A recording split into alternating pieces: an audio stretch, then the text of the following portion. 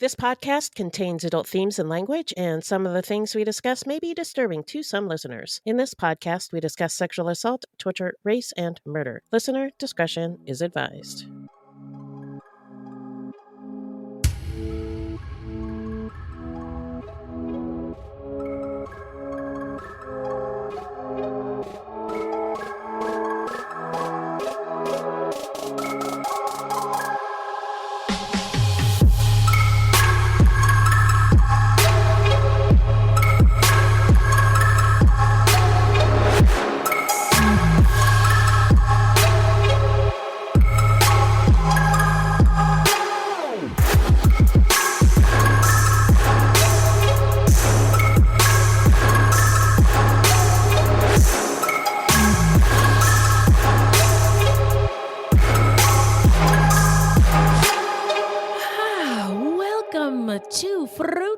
Episode 161. Buiti Binafi. Bienvenidos, bitches, and thank you for listening. Fruit Loops is a podcast about true crimes committed by people of color and the victims that we don't hear or know much about. Contrary to popular belief, not all serial killers are straight, cis, able-bodied white dudes. What? No, they just aren't. Nobody we talk about was at January 6th. Now, there are many well-documented cases of serial killers of color, and Fruit Loops is a podcast all about them. We will take deep dives into the fascinating lives and crimes of serial killers and true crimes committed by people of color and the victims that the media and entertainment commonly leave out because the news. I've been telling you this for years. The news is racist. Allegedly. And we are Wendy and Beth. She's Wendy, a Black Latinx woman, and I'm Beth, and I just happen to be white. It's okay. She's one of the good ones. Please forgive her. We're not journalists, investigators, or psychologists, just a couple of gals interested in true crime. Also, the opinions expressed in this podcast are just that, our opinions. Please send any questions or comments to fruitloopspod@gmail.com or leave us a voicemail at 602-935-6294. Nailed it. And we may feature it on a future episode. Also, our website is fruitloopspod.com, and we use Fruit Loops Pod for all our social media. The footnotes for each episode can be found on our website. Plus, check it out for the different ways that you can support the show and become a Fruit Loops patron. Yeah. You can also support us by supporting our sponsors. Yes, please support our sponsors. Support our sponsors, y'all. Amen. Amen. Oh my God. This is why she's one of the good ones, y'all. Fix her a plate. Get that woman a plate. So our goal is to do this gig full time so we can bring you more delicious content and patron only content. But unfortunately, the only way we can do that is if the podcast is able to support us financially. And anything you can do to help us reach that goal is absolutely appreciated. Amen, amen, amen. Also, if you can't support us financially, tell your friends, rate us. That helps the show grow and helps people like Tyler Perry down the street find out about us. And then just kidding. Post about us. So who are we talking about today, Beth? Today we're talking about Samuel Little. Hang on, I have a sound effect. Wait a minute. You guys been asking for us to cover this guy for a long time. A lot of years. So now here we go. Samuel Little was a serial killer who confessed to having committed 93 murders between 1970 and 2005, at least 50 of which have been verified by law enforcement. He was convicted of 4 murders, some of which were solved using DNA analysis. All right, but before we get into it, how you doing? Not so great. Oh, my friend. Yeah. What's going on? Well, the Supreme Court is verging into Basura. radical right territory. And my work situation, everyone's quitting. And I'm left holding the bag, so I'm struggling. I'm so sorry. Yeah. That's hard. It's hard. But Yeah. on the bright side, we were on True Crime Binge with Bob Ruff, so check Fuck that yeah. out. Yeah. And there's an article coming out about us in Podcast Magazine, and, Mhm. both of those interviews were the most fun interviews we've done so far. We had a really good time talking to I will Bob Ruff. Yeah. they were relaxed. We were laughing our asses off. Yeah. And it was just fun, and they were cool. They were cool They were dudes. very cool dudes, yeah. Yeah, and spoiler alert, Bob Ruff is a white man, and the dude who interviewed us for Podcast Magazine is also white, and what was cool to me is they acknowledged it, Yeah. and also they needed They were like hold classes for the interested and willing to like they were like, yeah, I'm up to learn. I get I got blind spots, and it was just really rad to talk to people who weren't defensive who were just they weren't yeah. defensive or antagonizing us. They were just like, what do you got? And it was just fun, and we hope you guys They were check those out awesome. and like them. Yeah. Yes, the world is a dumpster filled with shit and set ablaze. Yep. May I be excused? But hang in there, Fred. Thanks. We'll make it or not. I don't know. Something's gonna happen either way. Yeah, either way. It'll get better or well, I don't know. I don't know. But yeah, we got to do a lot of really cool shit recently, and hopefully we get to do plenty more. Yeah. It's been we're back from a break, and I'm like energized. I'm so excited to be back on the mic with you. And to see where we've come since June of 2018. Yeah. Yeah, true. Wow. Yeah. Can you believe it? I don't believe it. I don't New believe York Times, it. Yeah. Harper's Bazaar, CrimeCon this, CrimeCon that, all these amazing opportunities and friends and community and we're educating people, helping people learn while also having fun talking about true crime and really bad stuff, really bad hombres. Pretty awesome. Yeah. Yeah, it's been a blast. And Beth, if you had never bothered me at work to do this, so when are we going to do that podcast? Yeah. So when are we going to do that podcast? I was like, this woman is real serious about doing a podcast. Okay. And here we are, and I am overjoyed. So anyway, this is it's amazing to be here. So it is. Yeah. Hang in there, my friend. Thank you. We can do it if we stick together. I think. Yeah, I think so. Maybe. So now it's time to get into some listener letters. Hello, angels. Thank you. Yes. What the hell is in that bag? What you got in that bag? Beth, what's in the bag? Well, I just wanted to say thank you to Kimmy Livy, Maria, and Akila Oda for your 5-star reviews. Oh, yes. Excuse me, y'all. Y'all got some hip-hop air horns coming your way. Yes, thank you. Thank you so much. Yeah. We got some new Patreons over the break. Yeah. And we are so grateful for all of you who've been rocking with us throughout the past 4 years and over 1 million plus downloads and all the stuff. And for the new ones, here are your tunes. I hope you don't hate them. Real quick, your names are Rebecca D, Brooke C, Amanda P, and Christina W. Okay. Rebecca. Shiddly babba whoa. Thanks, Rebecca.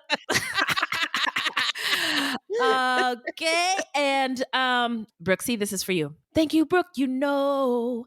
Thank you, Brooke, you know. And I'm telling every fruity, all the fruities. I'm telling all the fruities. Thank you, Brooksy. And Amanda P. And if we only could, we'd make a damn good pod, and we'd get him to swap our places. Be running up that road, be running up that hill. True crime with Amanda, yeah, yo. Been really into Stranger Things over the break. Oh my gosh. Okay, and Christina, this is for you. Oh, Christina, a Patreon. We're getting on and we've got you, girl, to rely on.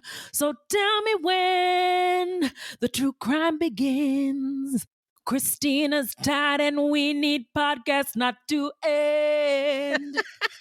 And those are for you. Thank you, guys. Yeah, thank you. For supporting our show. So, real quick, before we get into our episode, it's been a while since we brought this up, but we'd like to take a moment to say that this is a podcast about true crime and people of color and marginalized folks. Yeah. True crime is difficult to talk about or hear about sometimes, and race and oppression and all those things, women's rights, all those things can be difficult to talk about too. Yeah. But it's just part of the world that we live in. And as global citizens, we all have to talk about this stuff, and we all get to talk about this stuff. And we want this to be a safe space where we can have fruitful discussions about all of the things. And we are all learning all the time. Sometimes we will make mistakes, but we just come to it, learn from it, and keep it moving on our collective quest to be our best sexy selves. Yeah. Can't talk about it. Can't fix anything if we don't talk about it. So that's what we're here to do. And we welcome our listeners to be a part of the conversation on Facebook or Twitter at Fruit Loops Pod, or email us at fruitloopspod@gmail.com. Or call us at 602-935-6294. All right, let's take a quick break and then we'll get into the story when we come back.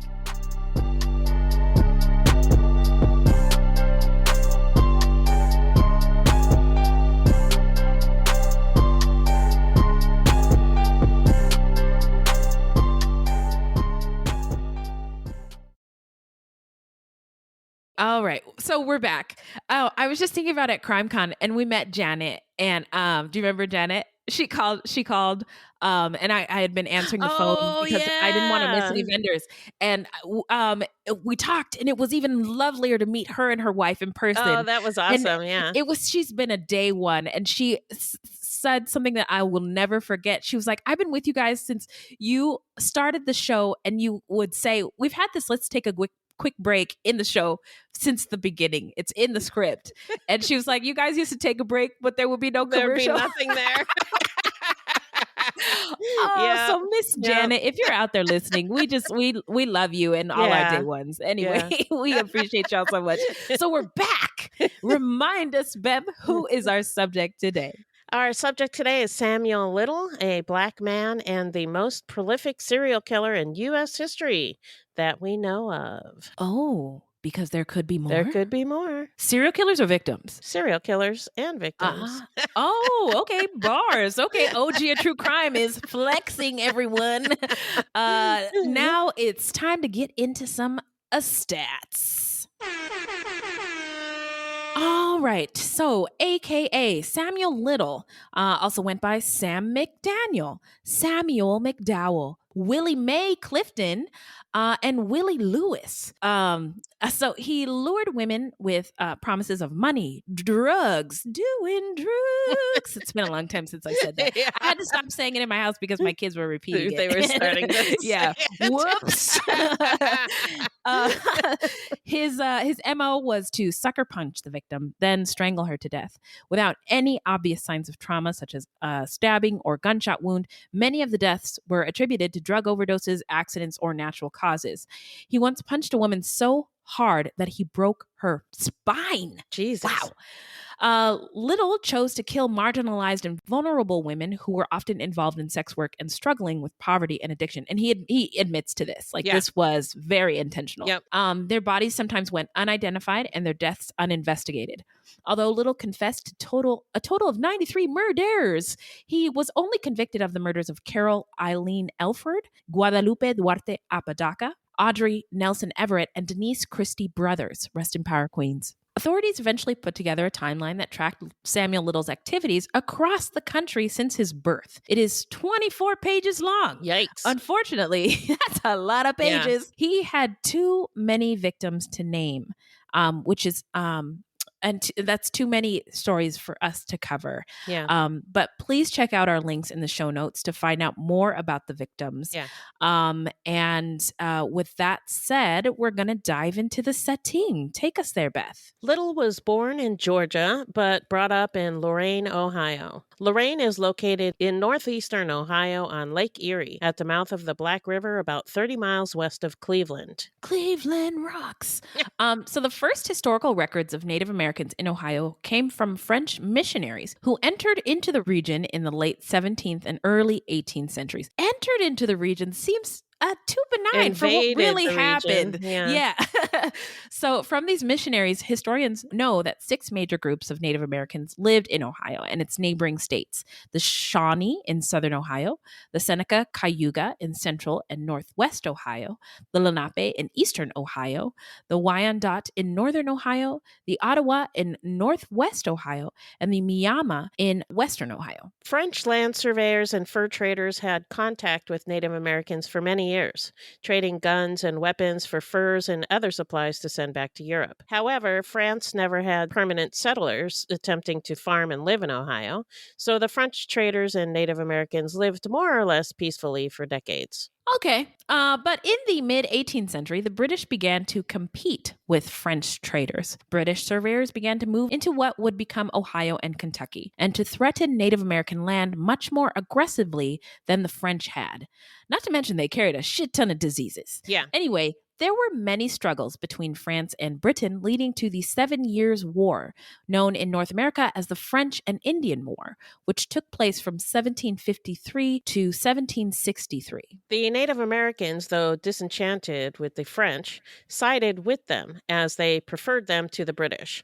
But the British won the French and Indian War and assumed control over all former French lands east of the Mississippi River. Consequently, treatment of Native Americans in Ohio began to change for the worse. So this was intended as a culture corner. So Negro soldiers loyal to either colonizer side. There were Black soldiers who were on the French side and on the British side, fought and were loyal to either colonizer side, all hoping that by contributing to the white fight, they could finally earn their liberation. This time, I'm gonna show them that I could do this, and it still hasn't happened. Anyway, although throughout Black people and Indigenous people's history together within the Americas, there are more stories of acceptance and kindness towards each other. However, it should also be noted that there are stories of the two antagonizing each other because of these wars created by the white people. Right. They had to go in and do a job and essentially kill each other. I just wanted to point that out. Yeah. And there are accounts of Native Americans locating escaped enslaved people to return them to the white human traffickers who owned them, or in other instances, Black soldiers obeying white folks' orders and helping to remove natives from their lands in the name of imperialism. It's crazy when you think of Indigenous folks as people whose land was stolen, and the Black soldiers who were stolen from their land. Yeah. Boom. That my edges. Yeah. Can I have them back, please? Wow. That last bit blew me away. White people began to move into and settle in the Western lands, provoking a series of wars that eventually pushed Native Americans further west. Before 1830, various Native American tribes had voluntarily moved west. Those tribes had negotiated treaties and handled the terms and details on their own. Then the Indian Removal Act was signed into law by President Andrew Jackson, your favorite. On May him so much. 1830. It gave the president the power to force Native American tribes to move to land west of the Mississippi River. The Native Americans in Ohio were forced to give up their land claims and were removed from their homes to locate to Kansas and Oklahoma, where they were promised, quote unquote, better land. It wasn't better. Many Native American people died along the way. Yeah, and then also when they got there, they were moved even more. So and some of them were moved to reservations that were already being inhabited by other Native American tribes. So it was a clusterfuck. It was terrible. Just a mess. And still, the United States has not reckoned with this any of this genocide of this land theft. Yeah. So happy 4th of July? Yeah. No. So the last Native American nation to leave Ohio were the Wyandot, who were removed to a reservation in Kansas in 1843. Although there were numbers of individual Native Americans throughout the state who remained in Ohio. As of the 20th century, there are no Native American reservations and no federally recognized Native American tribes in Ohio. That is Crazy. I can't even believe it. I Yeah. can't wrap my mind around it. This is their It's their land. Yeah. and there's nothing to speak of essentially on the record. Yeah. For present day as far Ohio. as representation in Ohio. That's fucked up. Yep. God, I hate it here. So Lorain was first known as Black River, and it was incorporated as the village of Charleston in 1836 and then renamed in 1874 after Lorain County, which in turn had taken its name from the province of Lorraine, France. Oh. Lorain is Ohio's 10th largest city and the second largest in the greater Cleveland area and the largest in Lorain County. Cleveland is in Cuyahoga County. Yeah, it sounds like if I were to go there, I'd probably need to bring a whole suitcase full of seasonings in case I had to eat something. I think there's a lot of Black people living there now. Oh, okay. Yeah, That makes sense. I think you'd be all right. Okay. Whew. Boy, oh boy. Don't play with me about my seasonings now. So prior to the Civil War, Ohio was a leading state for enslaved Black people traveling the Underground Railroad. The Underground Railroad was a network of people, both Black and white, allyship, y'all, who offered shelter and aid to people escaping slavery from the South. Specific dates of its existence are unknown, but it operated from the late 18th century through the Civil War. The Ohio River is the boundary of the Midwestern and Southern United States. However, crossing the Ohio River was no guarantee of freedom. Actually, no land in the United States was safe because fugitive slave acts were passed by the federal government, which authorized local governments to seize and return escapees to their owners and imposed penalties on anyone who aided in their flight. This sounds awfully familiar to what's in the news lately with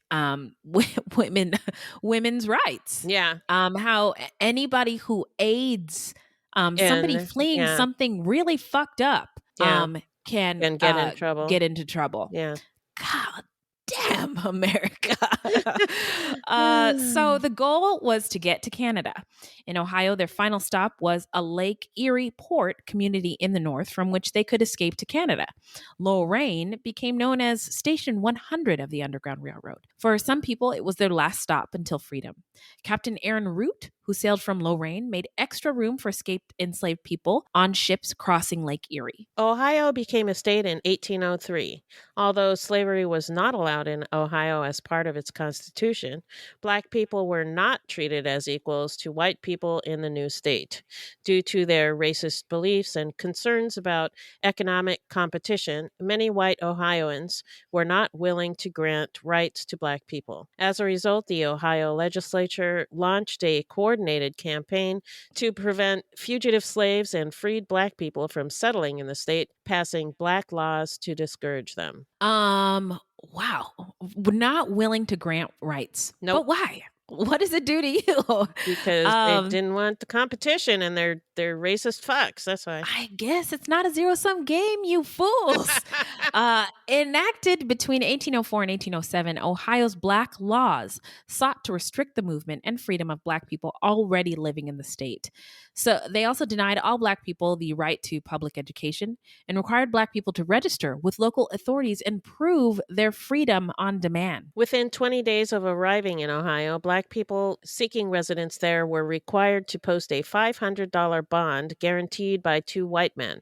Other laws restricted Black people from competing economically with white Ohioans. An 1807 law fined any white person for hiring a Black person who did not possess proof of freedom.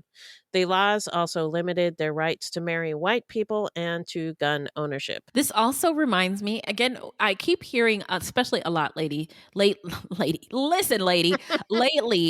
this isn't our country. This is not America. We don't do this. But this reminds me a lot of how we treat immigrants. Yeah. show me your papers. Right. Are you registered to be here? Do you belong here? Yeah. And it's just. Urgh. So they also prohibited Black people from. I'm going to be so mad. I'm going to be shouting by the end of this episode. They, they also prohibited Black people from testifying in cases involving white people as parties. As a result, for the next 4 decades, white people could act with impunity in filing baseless civil lawsuits against Black people, barred from testifying to defend themselves. That's fucked up. The worst. And again, not that different from how the courts operate today. And committing crimes against Black people with no fear that the victim or any Black witness would be permitted to give evidence against them. This law made Black people vulnerable to exploitation and abuse and ensured that they could not rely on the courts for protection or justice. During this period, the Colored American, a Black newspaper in Cincinnati, reported numerous examples of white people swindling money from Black people and also highlighted cases in which authorities failed to prosecute white-on-Black violence after this law kept Black eyewitnesses from testifying. I'm just going to insert a thought here. I've heard sometimes other brown and Black immigrants look down on African Americans because it might appear that Black Americans have been granted so much because you're born here. You're born in the land of the free, the home of the brave, man. But while that could be true, imagine making all these didn't efforts. Start that way. No, but imagine making all of these efforts, right? Because what it is African Americans were born here, and then Black and brown immigrants had to make the journey to get here, and then once they get here, they have to do all this work to make it. Right. But Black people African Americans are already here, so you already overcame that hurdle. But imagine being here, and every time you take steps forward, everything you built gets burned to the ground. Yeah. And stripped away from you. So progress is intentionally stifled. Kind of strips you of hope. Yeah, you are a particular type of Black when you are an African American, as opposed to a Black or brown immigrant from another place who may not necessarily face the same hurdles in the same way. Right. There we go. Yeah, it's just two sides of the same coin. Yeah. So, anyway, Culture Corner, I'm done. In 1841, after 2 white men murdered a Black man named Charles Scott in his home, a white judge relied on the law to prohibit Mr. Scott's widow, an eyewitness to the murder, from testifying at the trial. Although the men were convicted after the judge admitted the testimony of a different eyewitness whom the judge deemed wide enough. Oh my God. Jeez. The testimony law, which prioritized white supremacy over justice, was on the books for 42 years and was not repealed until 1849. Man, that is fun. Injustice anywhere is injustice everywhere. Yeah. Mm-hmm. The Black laws and other policies did deter some African Americans from settling in Ohio. But Lorraine's location next to Lake Erie and the early arrival of the B&O Railroad in 1871 made the city a hub for industry. And by the latter half of the 19th century, many Black settlers had chosen to come to the area. Although the Black laws were finally abolished in 1886, there were still unwritten social rules dictating Black lives in Ohio, such as where they could sit in a theater, where they could go, and who they could associate with. At the beginning of the 20th century, as World War I began, there was a shortage of workers in industrial jobs in the North, Midwest, and Western urban areas. Northern recruiters and Black newspapers encouraged Black people to leave the South for the North and the West. Known as the Great Migration, it is normally broken up into 2 migrations. The first Great Migration, which occurred from 1910 to 1940, and the second Great Migration from 1940, around when Samuel Little was born, to 1970. The 2 are separated by the low levels of migration during the Great Depression. Between the years of 1916 to 1970, more than 6 million Black people relocated from the rural South to cities in the North, Midwest, and West. However, their new lives did not come without difficulties. Men's jobs were usually in dangerous and strenuous working conditions, while women had trouble finding work. There was competition for housing, along with racism and prejudices, and rents surged as cities became increasingly crowded. Lorraine and Cleveland both saw large increases in their African American population during the Second Great Migration as Black folks arrived looking for better opportunities at the plants operating in Lorraine. During World War II, Lorraine's shipyard was put to work by the government to build the USS Lorraine, a warship. The United States Steel Mill began as the Johnson Steel Company in 1894. It stretches for nearly 3 miles on the city's south side. These mills operated in the city from 1895 to 2016 and employed thousands of local residents. Lorraine also became home to a Ford Motor Company assembly plant, which operated from 1958 to 2005. Oh, interesting. Lorraine's non-white population in 1940 was less than 2%. By the 1950 census, it was nearly 5%. The 2010 census shows Lorraine at 17.6% for persons who identify as Black or African American alone, and 5.4% that identify as two or more races. Lorraine's poverty level is above the national average, but lower than Cleveland's. Fun fact, novelist and Nobel laureate Toni Morrison was born in Lorraine. Round of applause for Toni Morrison. Un aplauso. Un aplauso to the GOAT. Yes, indeedy.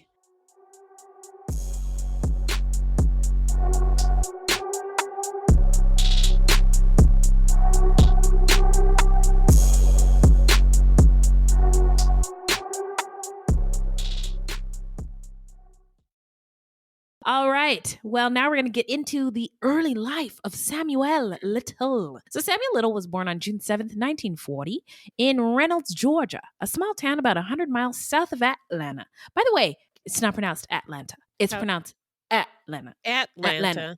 Don't say the T's. Atlanta. Atlanta. Yeah. Atlanta. Okay. Yes. There you go. So details from his childhood were unclear. His mother, Bessie Mae Little, was 16 when she gave birth to Samuel, and a 1940 census listed her occupation as a maid, which, by the way, was one of the few occupations Black women were allowed to have at that time. Samuel Little has said that his father was a 19-year-old named Paul McDowell, but it sounds like he wasn't involved in his life much at all. Little has claimed that his mother was a sex worker who, as a teenager, abandoned him as an infant by the side of the road. Whether that's true or not, we don't know, but it's probably how he felt, abandoned. Sam, or as his family called him, Sammy, was raised mostly by his paternal grandmother, Fannie Mae McDowell, in Lorain, Ohio. Lorain, Ohio is a suburb of Cleveland, and both cities saw large increases in their Black population during the second half of the Great Migration, which took place from 1940 to 1970. By the way, foreshadowing. If I was going to take a test on Samuel Little, and this was the text, I would highlight everything Beth just said. Anyway, Sammy was a troubled teen who didn't do well in school.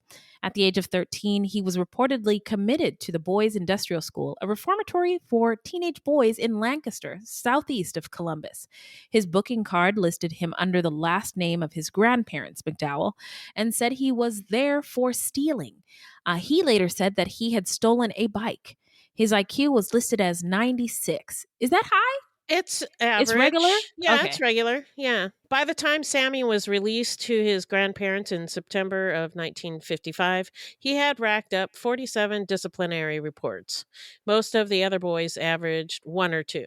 He eventually dropped out of school while he was in junior high. According to Little, he began having sexual fantasies about strangling women as a child, starting when he saw his kindergarten teacher touch her neck. He also said that as a teenager, he collected true crime magazines depicting women being choked. And by the way, I didn't realize there was true crime magazines in the Oh 50s. yeah, yeah. People What? people have been fascinated with true crime since like day one. Since the beginning of Yeah, time, since the yeah, really. caveman It's days. nothing that I mean, It's it's we have a lot of, resources now to, there's a lot of venues where we can enjoy. partake in true crime stories and stuff like that, but there was, like, yellow journalism way back and, when Ooh, Jack the Ripper was active, like, people just yeah. gobbled that up, you know? Really? I didn't realize that people were into it at the Oh, time. Like yeah.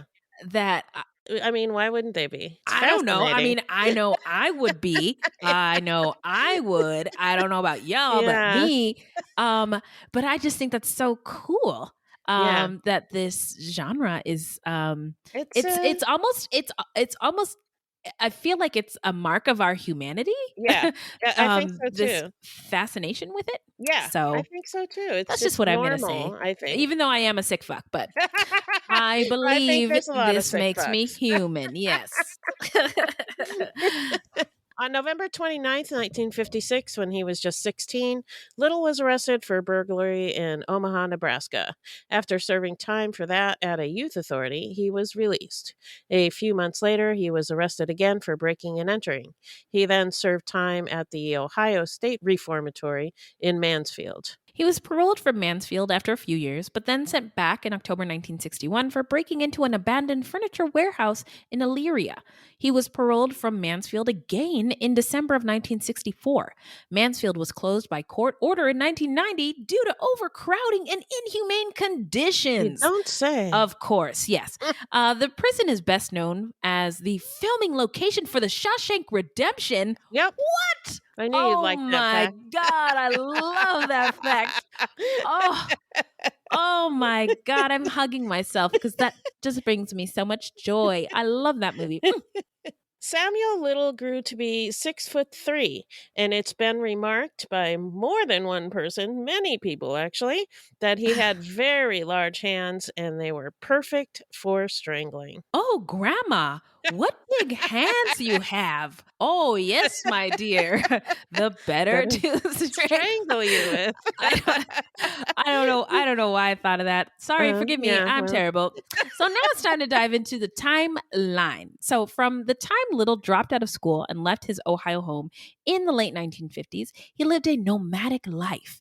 He lived out of his car and would shoplift and steal to gather the money to buy alcohol, drugs, but doing doing drugs. drugs. But he never stayed in one place for too long. Little was arrested again in 1966 for assault and battery after attacking a woman in Cleveland. Around this time, he got married in Lorraine, but we don't know her name, and the union did not last. In his late 20s, Little went to live with his mother, who had moved to Florida. There, he reportedly worked at the Dade County Department of Sanitation, at a cemetery, and as an ambulance attendant. Interesting jobs. Yeah. It was in Miami. By the way, I would love to work at a cemetery or mortuary. Can you imagine Beth and Wendy funeral home? I had thought about at one time working at a mortuary. Me too. Oh But my God, we have to do this. but now I don't think I could handle it. All the sadness. Yeah. Oh, geez, I forgot about that part. Yeah, Yeah, you're right. Yeah, Because I that would be actually, hard. when my mom died, the funeral home was just really good, and Yeah, they helped a lot. And I was yeah. like, oh, I want to help people too. And then later on, I was like, oh no. I mean, I do want to help people. I wish, I want to comfort people and stuff, but I think it would get to me. Yeah, maybe it would be, but I've had this thought since I was a teenager, of this, having a funeral home, and I know that segregation is it's as American as apple pie. Even the cemeteries were segregated, so there Right, are right. many funeral homes that are still operating today that when they were segregated catered to Only black to people black only, people, yeah. because they weren't allowed to be buried in white cemeteries. Right. And I just think it's a cool aspect of American history that I would love to be a part of that tradition in a Right. weird way. Right. I feel weird saying this out loud. I'm almost embarrassed. Like I just, Why? I don't know. I feel silly saying that out loud. Anyway, don't pay attention to me. It was in Miami in the early morning hours of New Year's Day, 1971, that Little committed his first confirmed murder. He met Mary Brosley at a bar on New Year's Eve, 1970. In the early hours of 1971, they drove to a deserted stretch of road near the Florida Everglades, where Little strangled Mary to death and then buried her in a shallow grave. Hey, by the way, it doesn't look like he had any military service. No, Didn't have to serve in Vietnam. not that I know of. Yeah. Yeah, interesting. Between 1957 and 1975, Little, who sometimes went by the name Samuel McDowell, was arrested by police officers 26 times in 11 states, including Ohio, Maryland, Florida, Massachusetts, California, Oregon, Philadelphia, New Jersey, Arizona, Wow. Illinois, and Georgia. I've been everywhere, man. I've been everywhere, man. Ohio, Maryland, man. Oh my God, that's a lot of states to Yeah. get locked up by the police. Woo. Yep. And charges included shoplifting, theft, assault, rape, aggravated assault on a police officer, DUI, Hello. fraud, breaking and entering, and solicitation. During his stints in the penitentiary, he started boxing and he learned to draw. In 1971, he met Aurelia Jean Dorsey in a Cleveland jail. The jail was reportedly so run down that inmates could talk through holes in the walls and ceilings. A woman 30 years his senior Little later said that Jean was quote unquote no beauty, but he admired her loyalty and her shoplifting skills. Should have said skills. And the two took up together. To make money, Jean Dorsey would shoplift and Little would fence the goods. Little later described Jean Dorsey as a shoplifting expert, his traveling companion, and a surrogate mother. Little referred to her as his quote unquote old lady. As they traveled from state to state, Little and Dorsey settled into a routine. After Dorsey went to bed, Little went out to hunt for victims. From Little's later confessions, it seemed as though Dorsey was never involved with any of the murders, although it had been reported that she often cleaned his car, which many times was the murder scene, so she may have been aware of what he was up to. It's also been reported that he often beat her, so if she was aware, it would be no wonder why she would not say anything about it. Yeah. And she was, so he was like 30 when they met, and she was 30 years older than him. So she was like 60. Wow, So, okay, okay. Yeah. she was probably, well, 60 is not that old, but, No. since I'm But approaching comparatively, 60, yeah, compared but you're to, just not as spry as you yeah, are when you're younger. So yeah, yeah. she was vulnerable. Yeah, but I'm sure there's a lot of wisdom there. Also, it is interessante. Oh, I lost my thought. What were we just talking about? Oh, I know. You mentioned abandonment earlier, and Oh yeah, his mom, he felt abandoned her, so it kind of makes sense that he would latch or onto connect somebody who onto is somebody older, loyal and yes, loyal. Yeah. and maternal, yes. Yes, that does make a lot of sense. Yep. So Little's grandmother, Fannie Mae McDowell, died in 1972, followed by his mother, Bessie Mae, in 1973. And no article that I found mentioned anything about how that affected Samuel. Well, it sounds like from interviews, which I'm sure by now many of us have all seen interviews of Samuel Little. Yeah. He only tells you what he wants you to know, hear. right? Yeah. And so And who that knows might, if that's true or not. yeah, and Yeah. so that might be a vulnerability of his Yeah. and why he didn't bring it up. Yeah, he never really talks about his mom or his grandmother. At least that I've seen.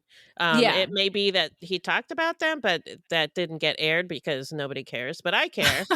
I'm certainly interested. Yes, but it very also reminds interested. me of the interviews we've seen of him where he does not want to be referred to as a rapist, right? Yes. Like, I am this, so Yeah. I'm going to talk to you about this part. This, I will yeah, shut the not the fuck up other if you part. try to tell me that I am Yeah. something other than Right. what I tell you that I am. Yeah. So Yeah, it just seems like one of those things. If it did affect him, he kept it He's real not close to the going to tell you vest. about it. Yeah. On January 18th, 1975, the body of a woman was found in a wooded area in eastern Knox County, Tennessee, by two hunters. She was bruised and nude from the waist down, her pantyhose and girdle bunched around her knees. Her purse and some of her jewelry were missing. Her body appeared to have been dragged into the woods and dumped behind a pine tree. The woman was identified as Martha Cunningham, 34, who had last been seen on New Year's Eve of 1974, heading to an evening prayer service at her church. Martha was a talented singer and pianist who grew up performing with her parents, Mary and Clyde Lane, and her 6 younger siblings in a gospel group known as the Happy Home Jubilee Singers. Ooh, that just sounds like it would be a Fun. fun group to listen to. Despite the evidence at the scene, within a day of the discovery, detectives attributed Martha's death to natural causes. What woman goes to the goes to the woods to die And it takes all her and clothes takes off. all of her clothes off? No, The medical no woman. I'm sorry. The medical examiner really fucked this one up. But their investigative report lists the probable cause of death as unknown. So quick side note about medical examiners' offices in the United States. They're problematic because they make mistakes that lead to inaccurate conclusions about a crime such as this. And it leads to crimes not being solved, people getting off, the wrong people getting convicted. And like many things in America, ME's offices are bad players in a really fucked up system. Not all MEs are medical examiners are board certified in forensic pathology, and there is apparently a huge shortage of forensic pathologists qualified to be Should have MEs. gone into that. Yeah, well, part of it has to do with the training because you have to go to regular medical school, then you have to do a residency, and then I think you also have to do a fellowship, which is like an extra few years. Right. So it's a lot of school. It's a lot of debt. And many municipalities that need to fill these important roles with somebody qualified just don't have, there's just not enough people. Yeah. But that also means that the person who does get the job and whose job it is to determine how people die and gets the final say-so on if a death is a homicide, a suicide, or an accident or natural causes isn't a doctor and isn't qualified to do it. Yeah. So there we go. It's a nightmare. On September 11th, 1976, in Sunset Hills, Missouri, a woman began banging on the back door of a home, crying for help. She was naked below the waist with her hands bound behind her back with an electrical cord and cloth. When the police arrived, the woman, who identified herself as Pamela K. Smith, told officers that she was picked up by a man in St. Louis. She said he choked her from behind with an electrical cord, forced her into his car, beat her unconscious, and then drove to Sunset Hills and raped her. Officers found Little, then 36, still seated in his car near the home, with Pamela's jewelry and clothing inside. Little denied raping the woman, telling officers, quote, "I only beat her," unquote. It's my all right. God. I just beat a lady. Yeah. I mean, what? Yeah. And next question. In December of 1976, Little was found guilty of assault with the intent to ravish rape. And that's a new charge I haven't seen.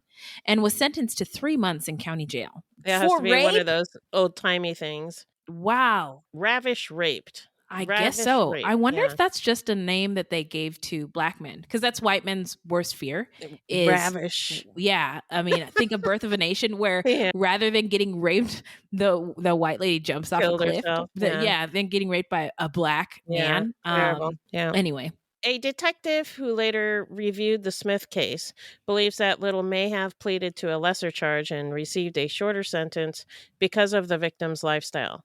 The case file refers to Pamela as a heroin addict who often failed to appear in court. What does that matter? I don't know. They're just devaluing the victim. Yeah, but it also sounds victim blamey. Oh, that's what I meant. Yeah. Oh, okay. Devaluing her as a person. I thought you said evaluating. I'm sorry. Oh, no, devaluing. Thank you. Yes, right. Sometimes we do these episodes and I think you say one thing, and then when I'm editing, I'm like, "Oh, that's what she said." It's funny. Oh my gosh. Let me make sure these headphones are in my actual ears. Wait, they don't go on your forehead? Um, so on August 16th, 1982, the body of Rosie Hill was found in the woods in Ocala, Florida. She had been strangled to death. She had last been seen leaving a bar with a man.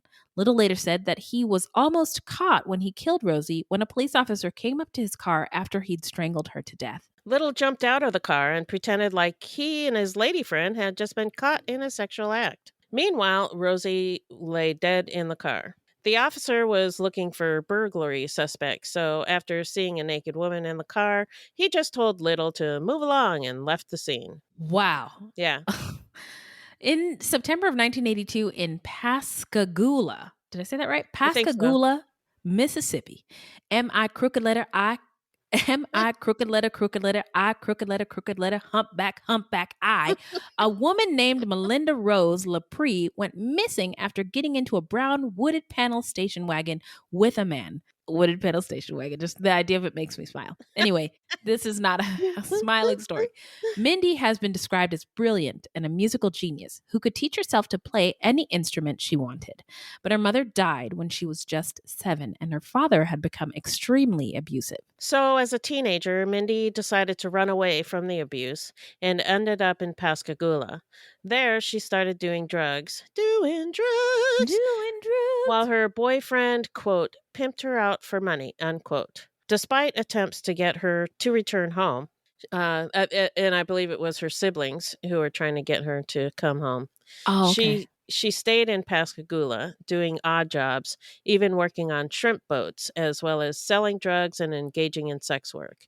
Shortly before her death, she gave birth to a son. Doing all the things she could to Yeah. survive. Police initially wrote off Mindy's disappearance because of her lifestyle, which is basura. Yeah. What lifestyle? She's a child, essentially, trying to survive Yeah. in a really, really hard world. Yeah. This understandably infuriated Mindy's brother, Bob.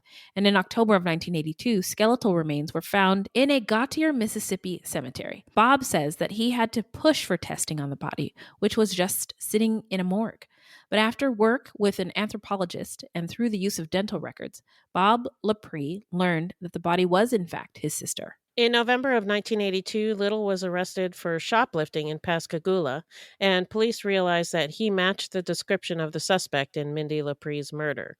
And during the investigation, 2 sex workers came forward to allege that Little had assaulted them in Pascagoula in 1980 and in 1981. The first to tell her story was a woman who was living in the Carver Village neighborhood in Pascagoula in 1980. The woman said she was working along a street known as the Front, where sex workers gathered to keep an eye out for each other for safety reasons. It was a hot night in July when she said Little picked her up outside of a nightclub. She took him back to her place in the village. As soon as he shut the door, the woman said Little grabbed her neck and started choking her before he knocked her unconscious. When she came to, Little was on top of her, beating and choking her. She passed out and then woke up with her body submerged in her tub and naked with the exception of a scarf around her neck. She said the man used the lace scarf to yank her head in and out of the water, jeez. playing with her like a toy, Yeah. punching her when he pulled her and then forcing her back underwater. Oh my God, that's horrifying. Mm-hmm. She told authorities she lost consciousness and woke later to find herself in the hospital and unable to talk or communicate. She initially reported she was attacked by a burglar because her parents came to the hospital and she didn't want them to know what she was doing for a living. That's really sad. It is. The other woman was in her 20s and selling shoes out of her car and resorting to sex work to make money. In November of 1981, about a week before Thanksgiving, a man in a station wagon with wood paneling, later identified as Little, offered to pay her $50 for sex. The woman got into Little's car, and before she knew it, the man cold-cocked her in the back of the head and then punched her again between the eyes and started choking her. The woman said she managed to escape a couple of times, but Little would catch her and drag her back to the station wagon. That's horrifying. That's Horrifying, yeah. horrifying. Yeah. At one point, she said a young boy on a bicycle saw them outside the car, and he asked if she was okay. Little claimed she was his wife and was drunk. She couldn't speak because of the relentless choking. Eventually, the woman said she escaped through a cargo area in the back of the car and ran across US 90 until she made it back to the village. She said some people took her to the hospital, but she never filed a police report. In 1982, Little was arrested in Pascagoula, Mississippi, and charged with the murder of 22-year-old Melinda Rose LaPree and the assault of the 2 sex workers.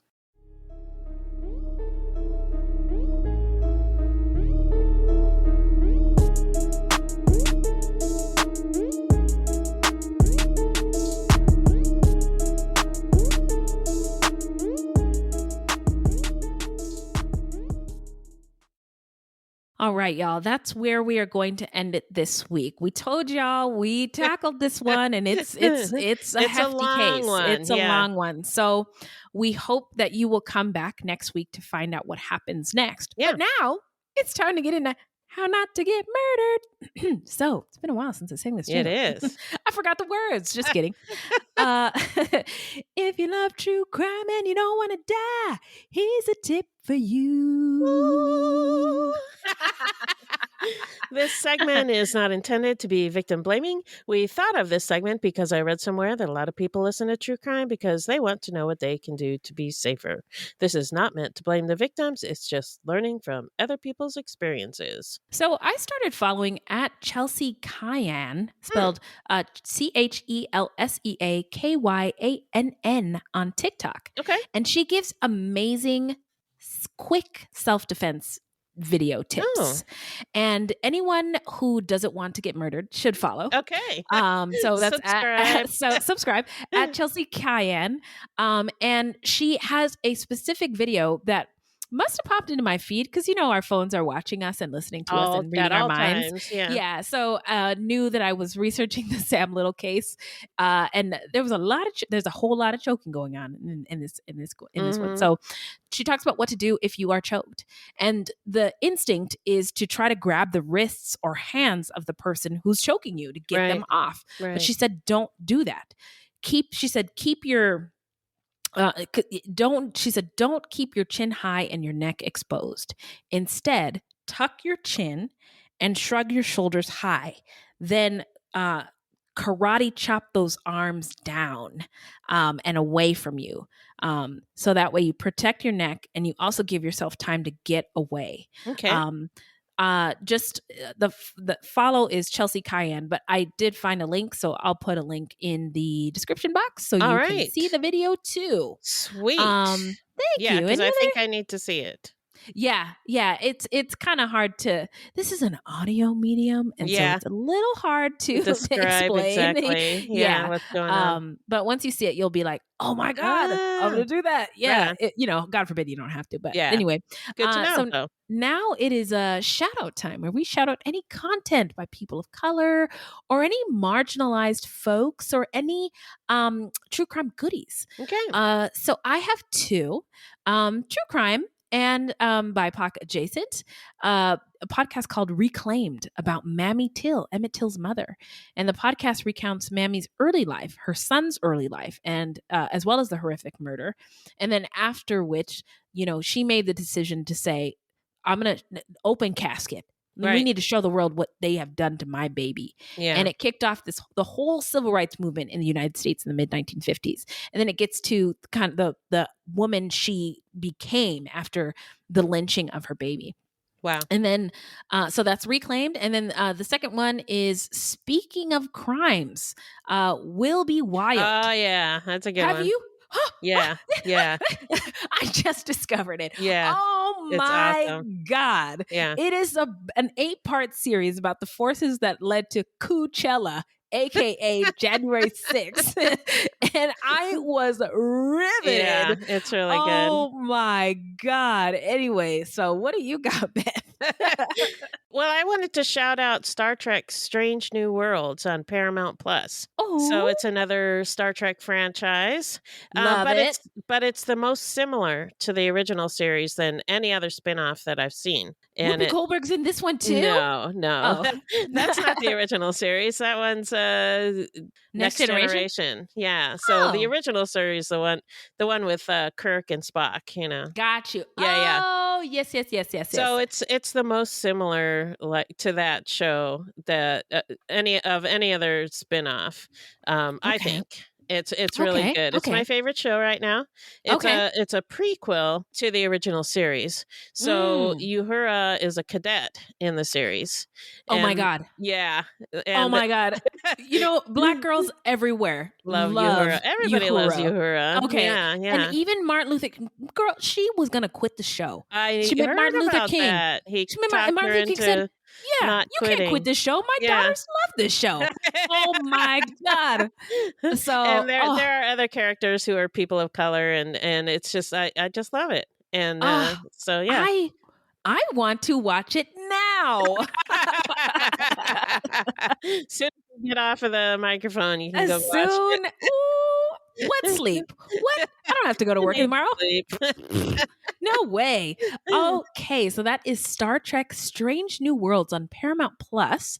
Thank you, Beth. You're welcome. Will Be Wild. Oh God, you guys, it is wild. It's wild, yeah.